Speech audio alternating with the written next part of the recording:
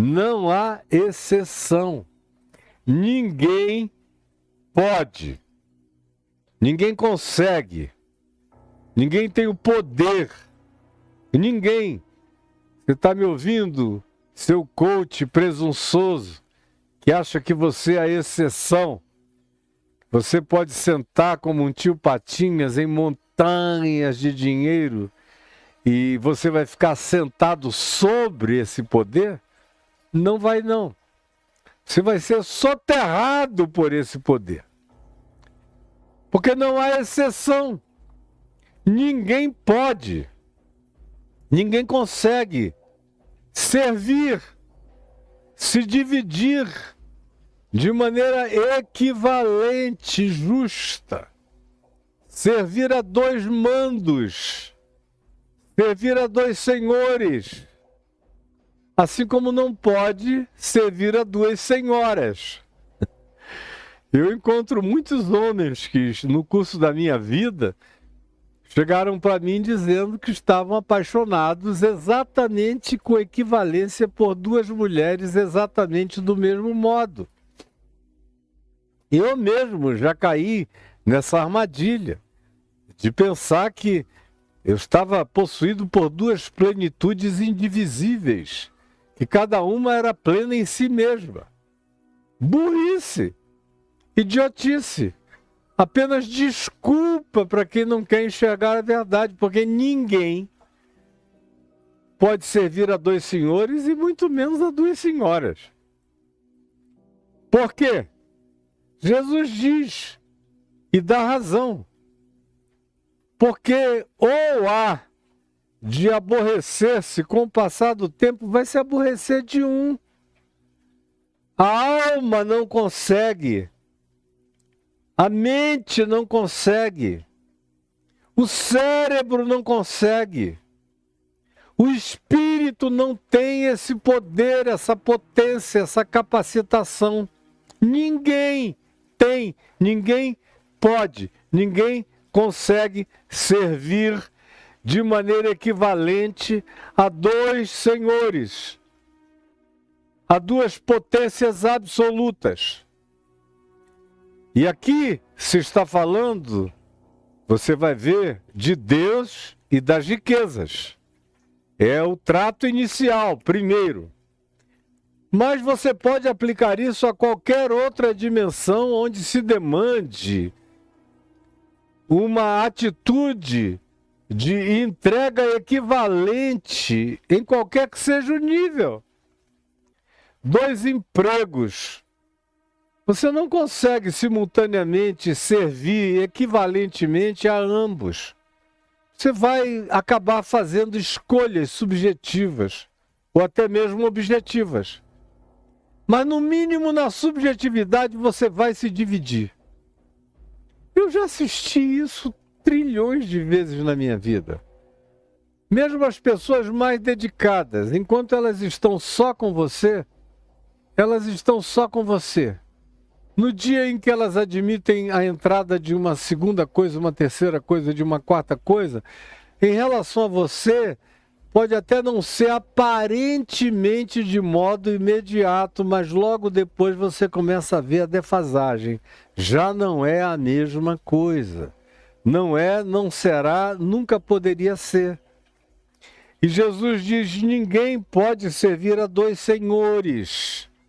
E a palavra senhores usada aqui são esses dois kyrios, são esses dois mestres, são esses dois amos, são esses dois lords, são esses dois dominadores, dominos, são esses dois déspotas da nossa vida, são esses dois reis, são essas duas realezas de significado e de importância absoluta para a vida da gente. Ninguém pode servir a duas equivalências, a duas potências colocadas em pé de igualdade.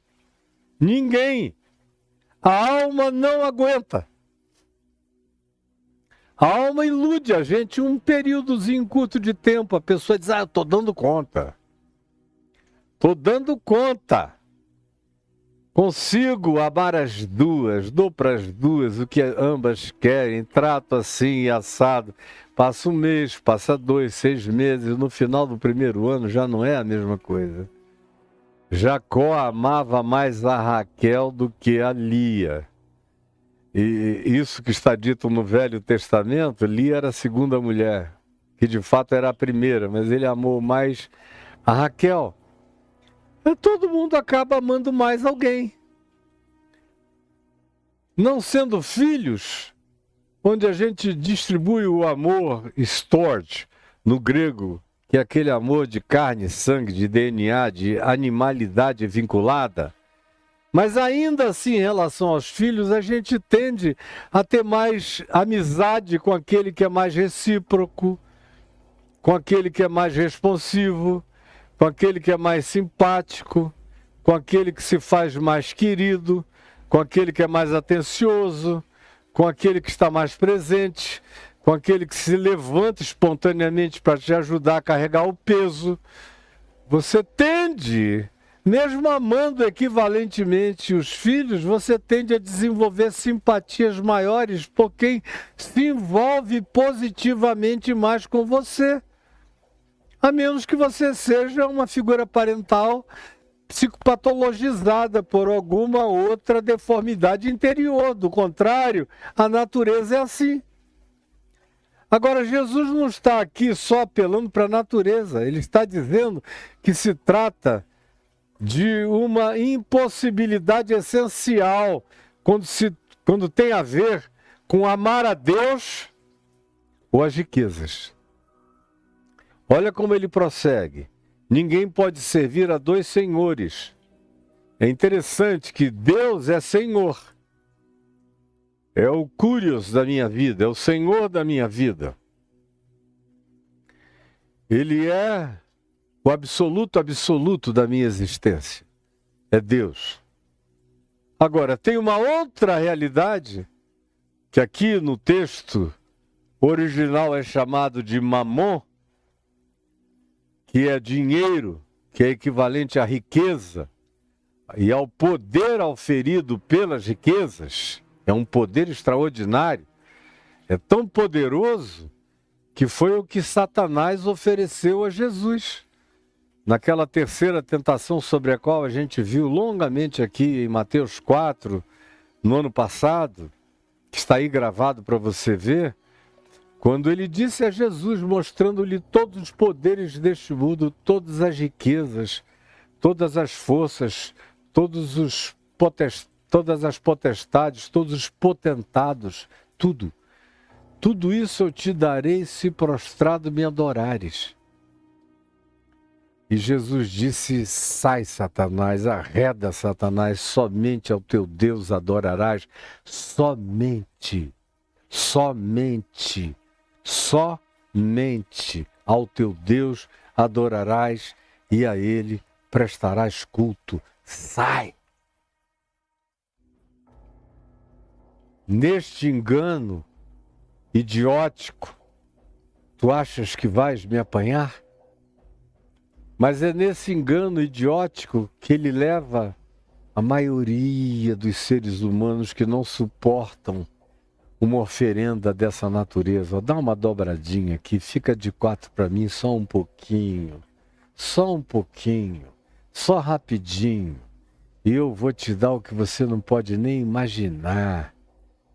E aí tem a alma comida, engolida, devorada, sem perceber que de simples e fáceis e supostamente rápidas concessões em rápidas concessões, a gente vai adoecendo a própria alma eternamente. Ninguém pode servir a dois senhores, porque ou há de aborrecer-se de um com o tempo e amar o outro, porque a alma não aguenta essa ambivalência permanente. Chega uma hora que a ambivalência explode dentro do coração. Não dá para manter as duas coisas juntas em concomitância. Dois amores concomitantes. Não, eu amo fulana, de um modo como minha irmã, e também a amo eroticamente como minha amante, desde que eu sou criança, adolescente com ela, que a gente começou a ter relações sexuais. Então eu a amo como minha irmã, mas também tenho um tesão de amante nela. Quanto tempo você acha que isso vai durar? Você vai aborrecer a irmã, vai ser a primeira que você vai aborrecer. E depois de um tempo você vai ter nojo da irmã amante. São todos casos bíblicos, de psicologia da Bíblia. Como aconteceu entre os filhos de Davi, Amnon e Tamar. Era irmã dele, ele se apaixonou, ficou com um tesão louco. E pegou a menina. E depois que pegou, e ela era linda, deliciosa, maravilhosa, extraordinária, ele sentiu um nojo, uma repulsa extraordinária, imensa, indescritível pela moça. E a repudiou. E maior foi o repúdio que ele teve por ela do que toda a paixão entesada que ele nutria antes. E assim a gente acompanha na vida, a vida inteira. A minha vida está lotada de exemplos dessa impossibilidade, porque ou há de aborrecer-se de um e amar o outro, ou se devotará, se entregará inteiramente a um e vai desprezar o outro. É uma coisa muito comum. E eu, às vezes, já sei de antemão. Quando eu vejo pessoas que chegam assim, apaixonadíssimas por mim, muito apaixonadas, que se pudessem me levariam no colo o tempo todo, não deixariam nem eu botar o pé no chão, de tão apaixonadas. Eu sinto no fundo do coração um temor. Porque eu já vi tantas centenas, talvez até milhares de vezes isso e sei como acaba. É rápido, é paixão de verão. O indivíduo te coloca num lugar de idolatria apaixonada. Aí se entrega 1 mês, 2 meses, 3 meses, 4 meses. E eu só fico esperando para ver quando é que vai acontecer. Na primeira vez que você disser uma palavra que ele não se agrade ou ela não goste, na primeira vez que você der um conselho que contrarie, na primeira vez que você der uma opinião que vá na direção errada, ou que se choque com a maioria conveniente de um determinado grupo de pessoas, familiares ou de amigos, e que você seja o ponto fora da curva, opinantemente, de modo contrário, você começa a sentir a diferença e logo, logo você vê que se cumpriu o que Jesus disse. Foi tão absoluta aquela entrega inicial, no meio de tantas outras tentativas de concomitância que a pessoa manteve, que depois de um tempo ela tem que fazer uma escolha. Porque a mente não aguenta essa entrega devocional tão absoluta para ambos os lados. E a pessoa acaba escolhendo.